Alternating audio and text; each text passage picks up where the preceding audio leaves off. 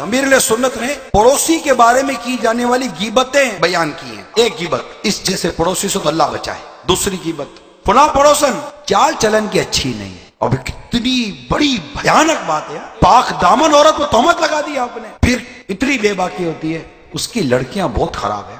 आप बताया पड़ोसी की लड़कियों के बारे में, हालांकि इसकी इज्जत आपकी इज्जत, इसकी जिल्लत आपकी जिल्लत है। आपको तो अपने पड़ोसी के अगर ऐब जाहिर हो भी जाए तो आपको तो चाहिए था कि अपने पड़ोसी के ऐब ढकते।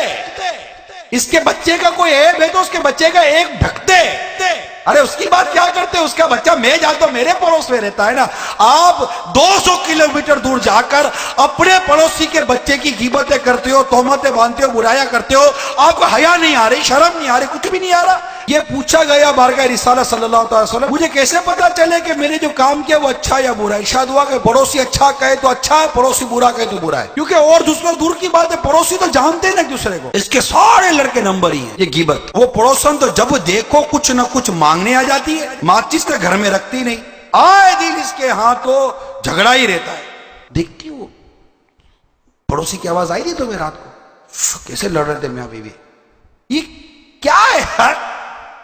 अब मैं बोल रहा हूं आपको घिन आती होगी अगर आपने हरकत देखी होगी। है वाकई मैंने ये हरकत की थी, आपको घिन आती होगी। चुल्लू पर पानी में जैसे कि वो मुहावरा ना, डूबने का जी चाहता होगा। शर्म और हया के हवाले से अर्ज कर, अगर ये भी नहीं है, ये अल्लाह हमें शर्म और हया अता कर दे।